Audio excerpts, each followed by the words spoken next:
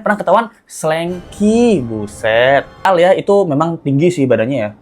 Sebenarnya kalau anak-anak, biasanya anak-anak bangun tuh yang dicari apa pertama? Adalah mama gitu. Bangun pagi, mama mana? Mama pasti yang pertama. Nggak mungkin, pisau dapur mana ya? Gitu, nggak mungkin. Ada bercak-bercak blood ya. Gitu. Bercaknya itu ada di dinding. Berarti kan korban ini sempat melawan ya. Tidak. Lesko nggak mungkin percaya di hari H juga. Masa Lesko nggak mungkin percaya di jam dan detik itu juga? Nggak percaya kalau anak Lesko, anak bungsu ya, yang kecil ini, yang sayang, yang deket banget sama emaknya, itu berani ngebun-bun emaknya gitu.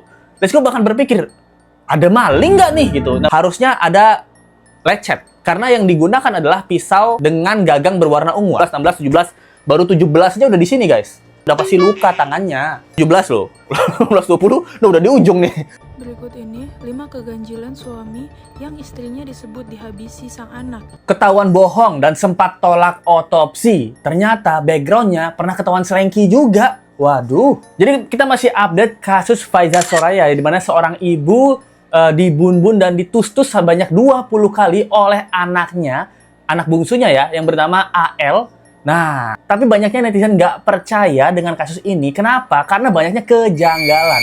Terutama pertanyaan besarnya adalah, ada kabar di mana keluarga dari korban ini mengatakan ayahnya ini, dia yang keluar-keluar nyebarin ke tetangga bahwa anak saya yang bun-bun, anak saya yang nusuk. Waduh, apakah seorang ayah akan seperti itu ketika anaknya ngebun-bun istrinya? Nah, dan motifnya juga masih menurut kita nih nggak masuk logika ya, karena kakaknya dimarahin. Itu pertanyaan besar kita. Dan ternyata guys, ada informasi yang menarik. Kabarnya mereka ini hubungannya tidak harmonis. Bahkan pernah ketahuan Slanky, buset.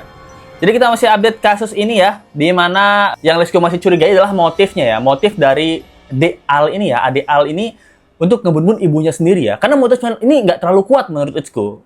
Karena ini kakak saya dimarahin, jadi saya nggak terima. Saya kesel sama mama, saya bun-bun deh. Nah, itu padahal menurut pernyataan dari ayahnya. Tapi di sini ada info dari keterangan yang diduga ya, keluarga korban sempat memberikan statement-statement guys. Yang bilang ya, ini dari Pak De Brewo gitu. Izin klarifikasi karena ini keluarga saya gitu. Ini diduga dia adalah keluarga korban ya. Ini kejadiannya kan subuh pagi. Diduga si Ade ini bun-bun mamanya. Kami sekeluarga tuh nggak ada percaya karena alasannya nggak masuk logika persis gitu. Nggak masuk logika. Adeknya dendam karena kakaknya dimarahin emaknya. Nah, itu juga agak aneh sih menurut kita ya. Dan yang buat kami nggak percaya adalah sebelum kejadian ini, nah si jantan, yang diduga adalah bapaknya ya, ini Slanky guys. Dan udah pernah minta cerai. Tapi si istri nggak mau dan udah pisah ranjang. Dan entah kenapa bisa balik lagi ke rumah itu. Dan semua adalah alibi si ayahnya bilang adiknya di kamar lagi megang pis-pis bun-bun emaknya, dan dia katanya di kasur di atas, lagi tidur di atas, jadi nggak dengar gitu. Dan dia bilang ini masih kelas 6 SD ya, bukan SMP, luka tustusnya 20 kali gitu, kok emaknya nggak teriak gitu. Nah itu pertanyaan kita semua ya. Kalau kalian tanya kan, ternyata badannya memang agak bongsor guys, untuk ukuran anak SD ya, kita lihat ya. Nah ini guys kabarnya, ini adik Al ya, itu memang tinggi sih badannya ya. Yang sekarang ya itu kabarnya tinggi. Kalau dulu yang di video-video memang terlihat dia masih kecil dan lain-lain gitu. Mungkin pubertas udah tambah tinggi ya. Nah ini dia sama mamanya, sama kakaknya. Dan kabar yang terakhir adalah di postingan Instagram emaknya ada foto-foto mereka bertiga aja. Dan foto-foto suaminya ini nggak ada gitu. Memang menandakan sepertinya mereka ada permasalahan keluarga ya. Di sini Pak De Brewo masih bilang, sekarang saya ajak berpikir, kejadiannya jam 5 pagi, di mana anak-anak susah bangun pagi kalau mau sekolah, seperti yang Lesko udah bilang pertama kali guys. Tahu sendiri anak-anak gimana, leyeh-leyeh gitu kan. Bagaimana bisa dia merancang ini subuh-subuh? Posisinya di dalam ada 4 orang, korban, ayah yang diduga pelaku, sama kakak. Jam 5 pagi buta ya. Ini anak-anak jam 5 pagi kan, wah ini masih kelingan gitu ya. Waduh, bangun-bangun kan.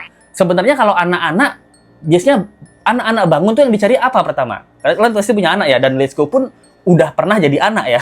Ya masa Lesko tiba-tiba dewasa gitu. Lesko kalau dulu bangun pagi, yang Lesko cari pertama adalah mama gitu. Bangun pagi, mama mana? Mama pasti yang pertama. Nggak mungkin, pisau dapur mana ya gitu. Nggak mungkin gitu. Pasti mama yang pertama jam 5 pagi. Terus di sini kalau Pak Dewa bilang ada bercak-bercak blood ya gitu. Di dinding ini pastikan ada pergerakan korban sebelum berbaring. Nah, ini juga guys. Karena bercak-bercaknya itu ada di dinding. Berarti kan korban ini sempat melawan ya. Tidak. Sempat melawan. Atau dugaannya bahwa korban ini sempat didorong dan ditempelin ke dinding ini. Karena dari bercaknya, dindingnya ini di sini ya, ini dia bercaknya banyak guys gitu. Otomatis kan kalau mamahnya si korban ini di kasur aja, berbaring di tus-tus, berarti kan posisinya ya banyak banget darah di tempat tidur ya. Tapi ini kenapa ada darah tempel-tempel, blood tempel-tempel di tembok gitu. Nah, berarti diduga ini kemungkinan ada perlawanan. Terus dari Pak Dewa juga bilang luka-luka di badan korban itu banyak dan tersebar dari kepala, tangan, badan ya secara membabi buta. Kalau anak 12 tahun sekali tendang pakai kaki udah jatuh. Nah, ini ada tenaga yang lebih besar daripada anak-anak dan adanya bercak di dinding itu berarti ada perlawanan dari korban. Nah, itu dia. Itu dia seperti yang Lisku curiga juga ya. Walaupun anak ini lebih besar daripada emaknya ya, kita lihat dari bongsornya. Pasti jam 4 subuh, jam 5 subuh itu bisalah kebangun. Adalah teriakan. Dan minimal teriakan ini terdengar sama tetangga. Kalau nggak sama tetangga, minimal sama bapaknya di atas. Kecuali kalau memang bapaknya lagi tidur ya. Waduh. Masalahnya tetangga-tetangga tahu ini ketika tiba-tiba ada ambulan yang nyamperin rumah itu. Nah, berarti kan yang nelpon ambulan ini siapa? Si bapaknya berarti kan? Kalau dari sini Lisku nggak bisa dapat jam berapa ambulannya datang. Yang jelas kalau dari artikel dibilang ambulan datang segera setelah insiden terungkap oleh warga. Catatan resminya nih Lisku nggak dapat ya. Kalau misalnya dia tiba-tiba ambulan datang jam setengah 6, jam 6, nah itu agak curiga juga. Cepet banget ya ambulan ya datang ya gitu. Dan nggak cuman itu, dibongkar lagi nih sama Pak Debrewo. Kabarnya nih, suami korban, yang diduga ya suami korban, 5 tahun terakhir, ini doyan banget selengki. Nah, selengki-selengki nih guys. Dan diduga ada hutang. Yang dugaannya mungkin, dia bilang, akibat judol. Berarti ada permasalahan rumah tangga, masalah duit juga. Jadi pernah ketahuan selengki. Si korban ini nggak mau cerai gitu. Karena korban adalah anak dari orang tua yang cerai. Jadi broken home, dia nggak pengen anaknya broken home. Korban tidak mau anaknya merasakan apa yang terjadi seperti yang dia rasakan. Dia bertahan dengan pernikahan selama 5 tahun belakangan gitu. Cekcok itu udah pasti berulang kali. Nah, masalahnya di awal-awal ini suaminya nih nggak mau si istrinya diotopsi gara-gara bilangnya kasihan gitu sama mendiang istrinya gitu. Kasihan. Padahal kalau sebagai seorang ayah kan sebenarnya harusnya oke, otopsi aja. Masa langsung percaya dia yang bun-bun gitu. Nah, ini pertanyaan kita ya. Lisku ini sebagai ayah misalnya. Anak Lisku tiba-tiba ada memegang pes-pes gitu, memegang knife gitu. Masa Lisku nggak mungkin percaya di hari H juga? Masa Lisku nggak mungkin percaya di jam dan detik itu juga? Nggak percaya kalau anak Lisku, anak bungsu ya, yang kecil ini, yang sayang, yang deket banget sama emaknya, itu berani ngebun-bun emaknya gitu.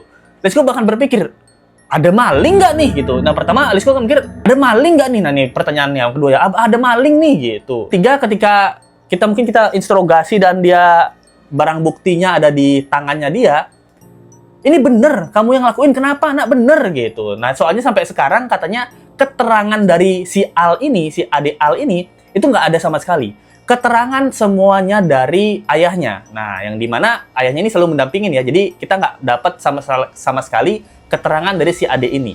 Dan dari keluarganya, katanya keluarganya ini mengatakan bahwa bapaknya lah yang koar-koar yang cerita-cerita ke tetangga-tetangga bahwa memang pelakunya ini si Al ini, adik Al ini gitu. Sekitar kapan tadi saya tanya ayahnya, dibilang gimana?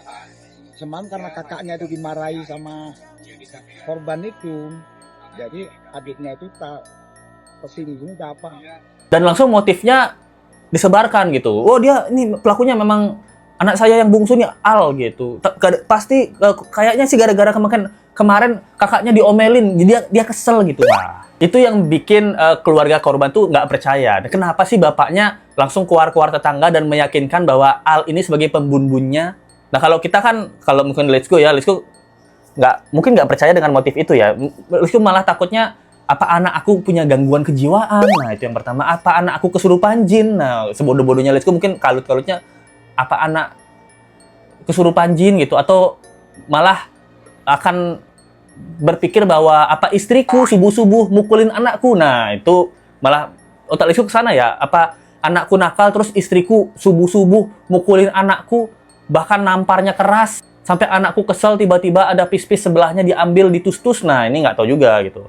Tapi dari semua artikel, semua keterangan saksi yang Let's Go cari dan Let's Go dapatkan, hanya keterangan di mana ayahnya menceritakan si adik Al ini motifnya diduga kesel karena kakaknya dimarahin emaknya kemarin. Nah, bukan hari itu ya, kemarin. Nah, itu juga agak, secara logika sih agak aneh ya. Secara logika nih, agak aneh. Secara pandangan netizen ya. Masalahnya kan, dimarahinnya kemarin.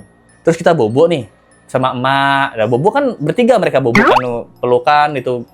Bangun-bangun jam 5 pagi, aduh mau sholat subuh mungkin, aduh ngantuk gitu. Terus dendam, aku ingat kemarin kakakku dimarahin. Aku dendam sama mamaku. Aku akan membalaskan dendam kakakku. Nah, itu kok agak aneh tapi mungkin terjadi. Agak aneh, agak janggal tapi mungkin aja terjadi, bisa juga kan. Dan masalahnya adalah 20 tus-tus tanpa suara gaduh, tanpa teriakan, tanpa perlawanan, ini juga aneh banget ya. 20 kali tus-tus udah memperagakan kemarin kan 1, 2, 3, 4, 5, 6, 7, 8, 9, 10, 11, 12, 13, 14, 15, 16, 17, 18, 19, 20. Oh, itu capeknya.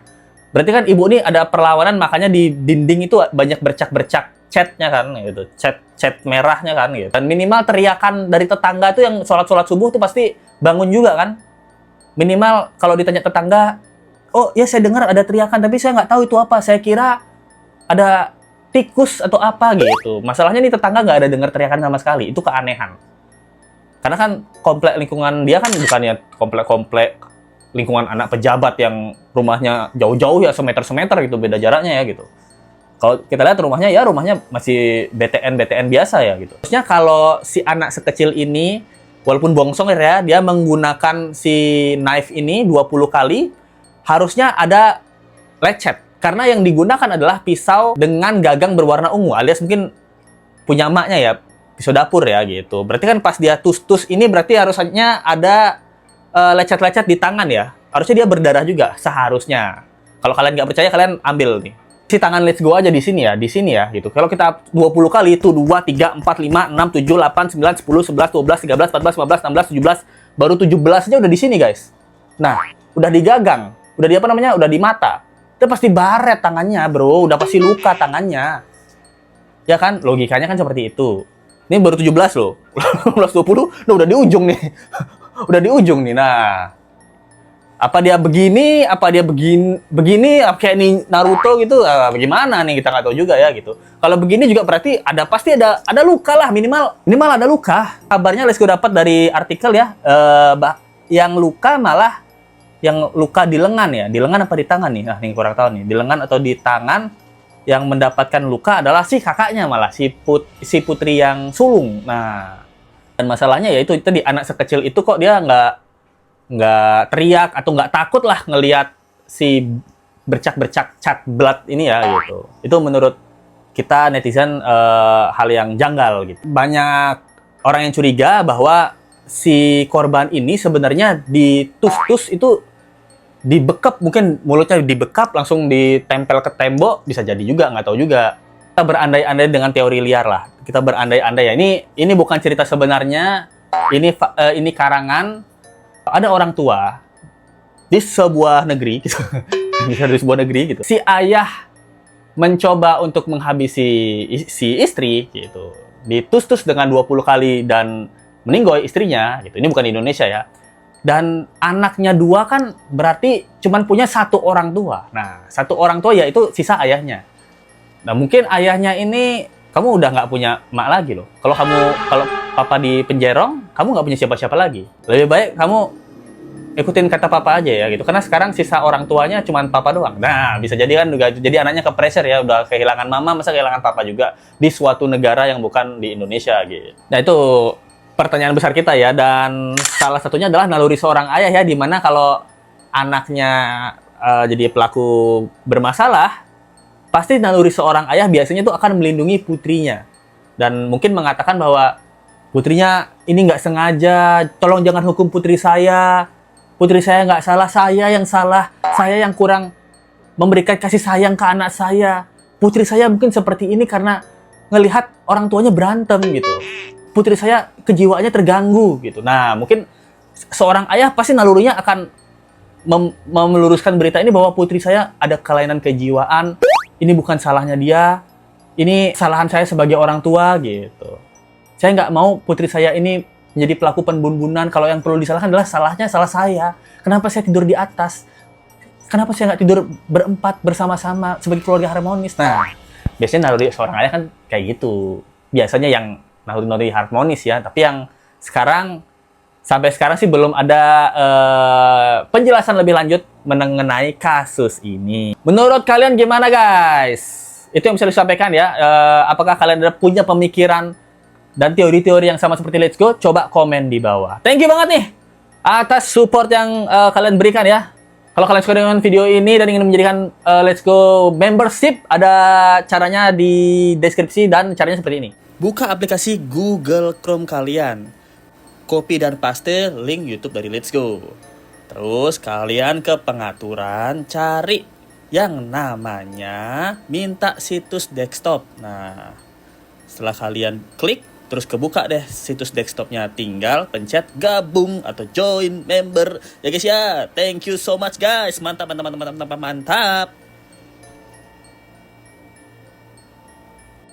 Dan kalau kalian mau kasih support lebih juga ada link saweran di bawah ataupun dari super tank. Biasanya yang kayak gini-gini Let's Go dolar kuning gitu. Nggak dapet apa-apa gitu ya. Makanya Let's Go sering bekerja, sering jarang buat konten gitu. Thank you banget dari Eni STY ya. Wah, ente itu apa ente itu? Maaf kalau plot twist ternyata si kakaknya yang ngebunuh gimana nih? Maaf takut banget si adik jebak dan dipaksa pegang pisaunya. Dari cerita kalau si kakak abis dimarahin ibunya, takutnya masih ada rasa dendam di hati kakak, tapi bapaknya juga patut dicurigai. Ya sih. Ini salah satu teori yang menarik ya, karena yang dimarahin kakaknya. Tapi mungkin yang lebih berani adiknya. Jadi kakaknya yang bisikin gitu. Biar nggak tahu juga ya gitu. Atau kakaknya yang ngelakuin yang diduga ya, ini teori liarnya ya, kakaknya yang ngelakuin terus habis itu adiknya baru bangun udah megang pis-pis, terus semuanya menuduh dia, kamu yang megang, kamu yang ngelakuin ini sebenarnya lo gitu. Kamu nggak sadar kan, itu karena kamu kena waham gitu, kamu ada jin di dalam tubuhmu. Nah bisa jadi gitu ya, padahal yang ngelakuin mungkin bukan adiknya, tapi yang ngelakuin ya siapalah gitu, kita nggak tahu juga. Itu dia. Dari Ratna Kai, thank you banget Ratna Kai, mantap Ratna Kai. Rizka Widya, Jepang bro gitu, ini Rizka Widya, thank you banget, terima kasih banyak. Japan supportnya, pernah ke Jepang lo sekali itu.